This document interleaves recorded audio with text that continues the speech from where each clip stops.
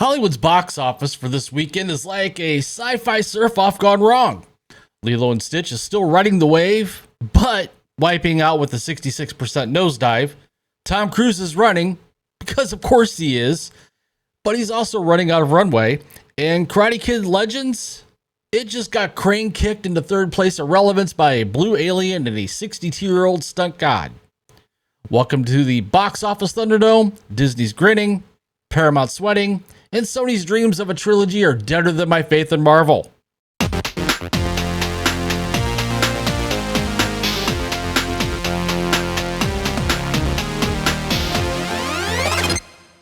What's going on, geeks and cinematic renegades?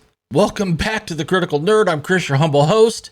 This is your HQ for box office truth bombs, sarcasm with substance, and the occasional cartoon alien outperforming Oscar winners. Now, a huge shout out to the 29,000 plus of you that have subscribed to the channel. You guys are absolute legends, and you guys are carrying this channel harder than Latino families carried Stitch to 600 million.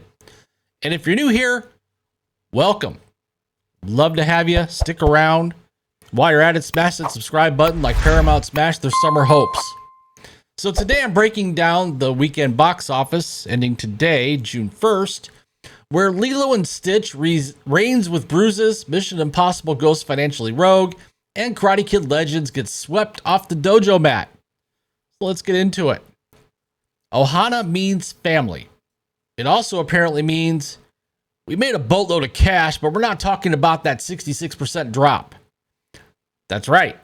Lilo and Stitch held the number one spot with $63 million in its second weekend, down from a whopping $183 million opening, Memorial Day weekend.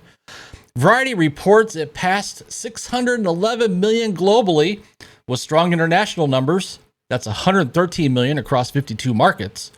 Disney's probably partying like it's 1999 or at least 2002 when the original dropped. The budget?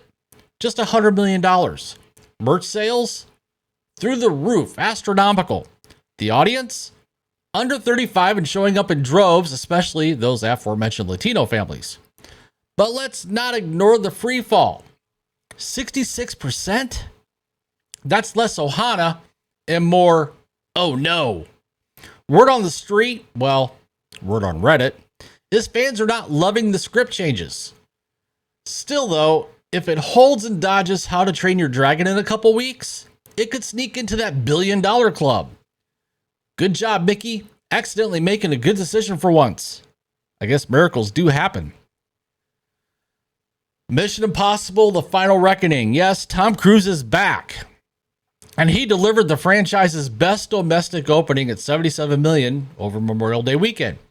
But this weekend, $27.3 million. That's a 65% drop, according to the folks over at the numbers. Same as Stitch, but Stitch costs less. A whole heck of a lot less. Deadline notes it's at $353 million globally, with a solid $76 million overseas and just a 33% drop internationally. But the problem? The budget's over $300 million. And that's thanks to COVID, strikes, delays, and probably Tom's dreams of filming a car chase on Mars. Paramount greenlit 2 of these off a pitch. No scripts, just a PowerPoint with Tom Cruise jumping off stuff. And now they're wondering why this thing isn't tracking to profitability. They should have released it a week earlier. The Hollywood Reporter basically said they scheduled themselves into a death trap. Cruise still owns IMAX for now, and audience scores are solid. But even with legs, it's limping to maybe 500 million tops. $1 billion? Not without Ethan Hunt robbing a vault in China. Next, we have Karate Kid Legends. That's right, Karate Kid Legends was supposed to be the Cobra Kai cinematic event. Instead, it got bodied. 21 million domestic over 3,000 screens? That's brutal. And globally, 47 million. Ralph Macchio and Jackie Chan tried, bless their hearts, but even nostalgia has a shelf life. The Hollywood Reporter called it a whiff, and they're right. Critics were lukewarm, audiences were colder than Daniel LaRusso in the Arctic, and next week, it'll be lucky to stay in the top 5. Sony was dreaming of a trilogy. Instead, they got a wax-off nobody asked for. Jackie Chan, yeah, he remains a legend. The movie? Not so much. Next, we have Final Destination Bloodlines. It's quietly making a killing. 10.8 million this weekend, 229 million worldwide. Proof that horror ever wins and never dies. A24's Bringer Back made a respectable 7 million. Indie horror still has teeth. Meanwhile, Sinners, Minecraft, and a Ghost of Thunderbolts round out the pack.